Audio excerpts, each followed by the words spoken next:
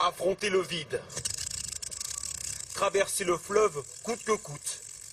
Accrochés comme ils le peuvent, sans protection à plus de 30 mètres du sol. Ici, dans l'ouest du Népal, ses habitants sont les oubliés du développement. Ces câbles, c'est le seul moyen de se déplacer. Voici Ramaya, elle a 16 ans, elle se prépare pour aller à l'école. Son village est isolé, aucune route. Alors elle part à pied avec ses 3 copines à flanc de colline. Après 15 minutes, le chemin s'arrête. Elles vont devoir utiliser ce panier en fer. Au début, on avait peur, surtout lorsqu'on regardait en bas. On avait peur de tomber. Mais maintenant, on s'est habitué. Moi, je n'ai plus peur. Et pourtant, malgré l'habitude, les parents les regardent toujours partir avec inquiétude. Elles doivent faire attention lorsqu'elles traversent, elles n'ont pas le choix. Même si c'est difficile, elles doivent traverser avec le câble. C'est pour leur avenir. La traversée est dangereuse. Il y a quelques années, un câble a lâché. 5 personnes sont mortes. Les filles avancent à toute vitesse. La difficulté vient plus tard, lorsqu'il faut remonter vers l'autre rive. À la force de leurs bras, elles se hissent le long du câble.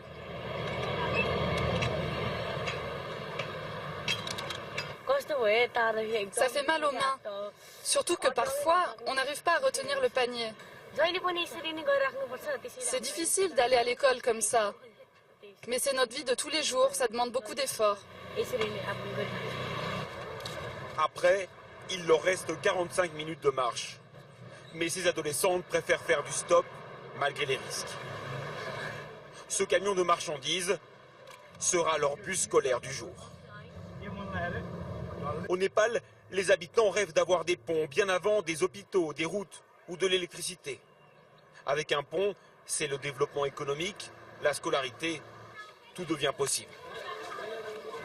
Dans cette école, un élève sur 10 a dû traverser sur un câble pour venir en classe ce matin. Leur moteur, c'est l'envie d'apprendre. Les professeurs sont impressionnés par leur courage. Les enfants sont fatigués. Ils viennent de tellement loin.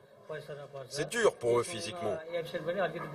Parfois, ils arrivent en retard et le taux d'absentéisme est assez élevé. Ils ont aussi plus de difficultés que les autres élèves. Pourtant, des constructions sont en cours un peu partout dans le pays. D'ici à 2019, le gouvernement népalais prévoit l'installation de 2500 ponts suspendus, comme celui-ci. Mais vu les besoins de ce pays de haute montagne, il en faudrait 3 fois plus au moins pour améliorer la vie de millions de villageois laissés pour compte.